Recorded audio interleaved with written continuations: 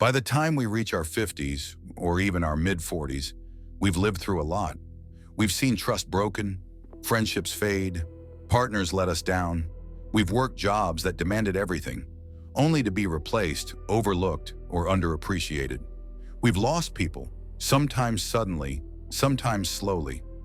We've made choices we're proud of, and others we quietly carry in the corners of memory. At this stage, life doesn't just offer advice. It asks something deeper. What will you carry forward, and what are you ready to lay down? That's where the shift begins, not in what the world gives you, but in how you choose to respond to it. You see, many men, especially from older generations, were raised to just handle it.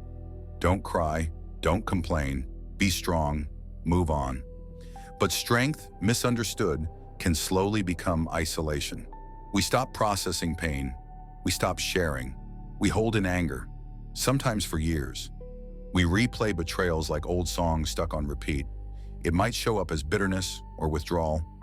Maybe we laugh less than we used to. Maybe we don't even notice how heavy the silence has become. But here's the truth. Carrying pain doesn't make us stronger.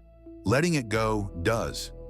And one of the most powerful and misunderstood ways to begin that process is through forgiveness. Let's clear something up. Forgiveness is not weakness. It's not surrender. It doesn't mean excusing someone's actions or pretending it didn't hurt. And it certainly doesn't mean forgetting. Forgiveness means this. You choose to stop carrying the emotional debt someone else left you with. You say, what you did hurt me, but I will no longer let it own my peace. You're not saying, it's okay.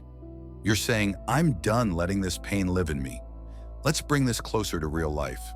Because healing isn't tidy, and pain rarely follows a clean storyline. There are moments we carry for years, like a father who never truly knew how to be present. Not harsh, just distant. Always working, always tired, never saying the words his children long to hear. Forgiveness here isn't pretending it didn't matter.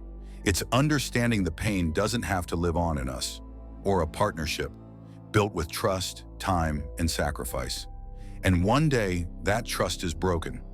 One person walks away with more than what's fair. The other is left with pieces and questions.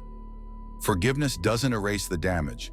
It simply says, this betrayal won't define the rest of my life. Sometimes love fades quietly, not because of one mistake, but from years of slowly drifting apart.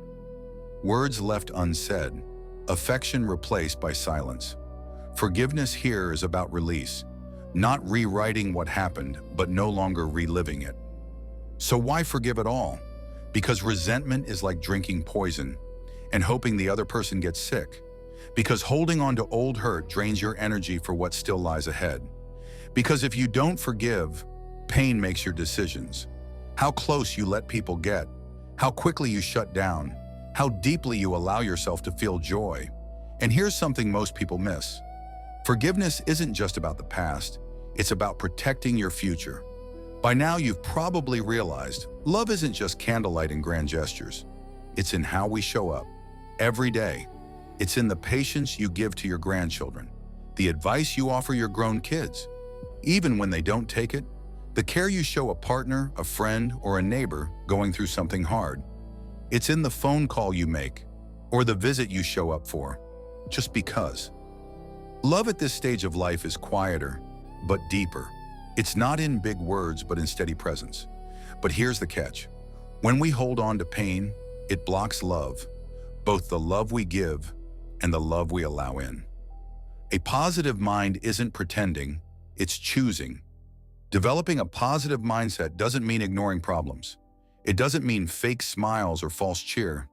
It means choosing where you place your focus, being intentional about what you feed your mind every single day. The mind is a garden.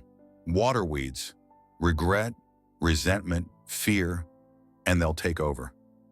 But nurture resilience, gratitude, and forgiveness, and you'll start to see life grow back. And here's a truth many men learn too late. A positive mind isn't soft, it's strategic.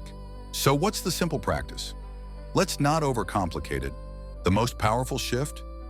Begin a daily practice of forgiveness and gratitude. Simple? Yes, but it takes courage. Here's how it looks. Step 1. Name one person to forgive.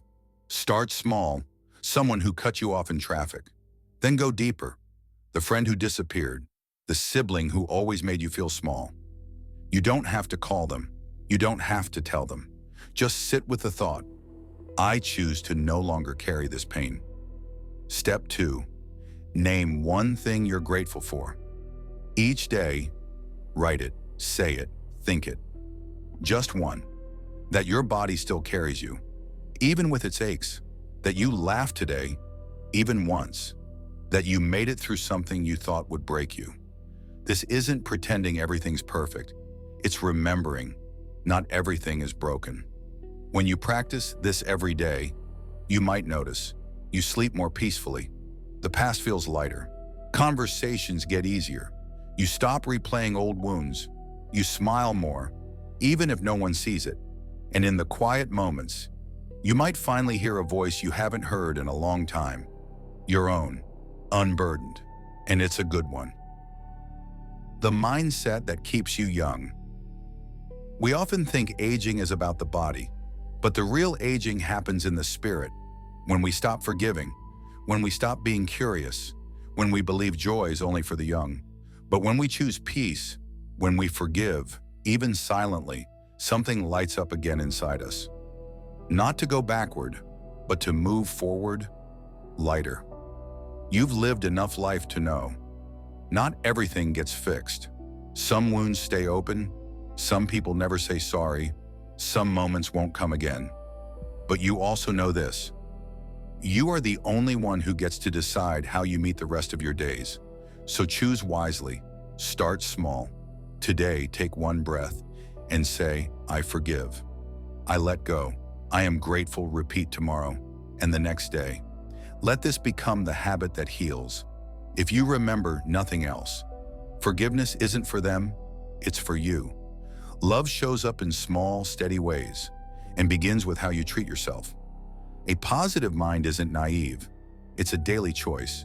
Your story is still unfolding, and you get to write the next chapter with more peace than pain. Your challenge today, before the day ends, write down one person you choose to forgive, one thing you're thankful for.